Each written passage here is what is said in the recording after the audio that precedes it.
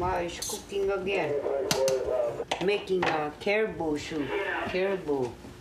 Families are at the heart of the Inupiaq culture, and Clara and Shelton Kokeok have grown theirs right here by the Chukchi Sea. We got how many grandkids now? 11 boys, 2 granddaughters, and 1 great. Silly, 1 great. Their youngest child was Norman Charlie, an athletic and energetic hunter. I had the youngest one, that boy. We always call him boy. That was the youngest one. He graduated from here, then he go hunting. He always go hunting whenever he got chance. I think he moved down to Fairbanks in 2003 with his wife. And then after that, he'd take time off from his jobs and come up and do the hunting for us. He liked to hunt. That's why. He liked to come back here and go hunt, and then go back to Fairbanks after he hunt. He just loved to hunt. That's how it happened. I tried to wait until about 4 or 5 o'clock in the morning and fell asleep, had little rest. And then about 6 o'clock in the morning, our phone rang. She's answered. We didn't know till they tell us early in the morning that he fell through the ice. His partner got nothing to get him. No rope, nothing, no sled, nothing, just his rifle.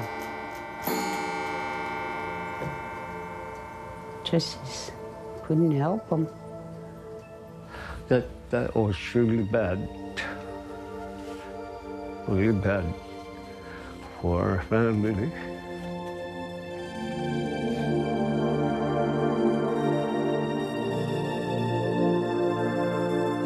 The Kokeoks are not alone in their struggle. The dangers of weaker ice buildup are something that many locals have become very familiar with. We've had people falling through the ice in the past few years. We had a fatality a few years ago.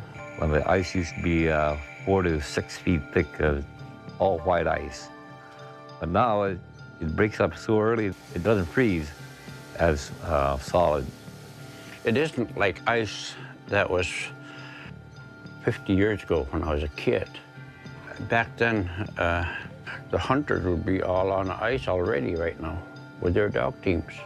We'd be able to go out like 25, 30 miles out to harvest for bearded seal. Hunting and fishing provide their main source of food, but these activities are becoming riskier and riskier to do. Things have changed so rapidly as far as ice that it become quite dangerous to be around the ice now. We do know that it's not as thick as it used to be, and we are very careful. We learned that from the past.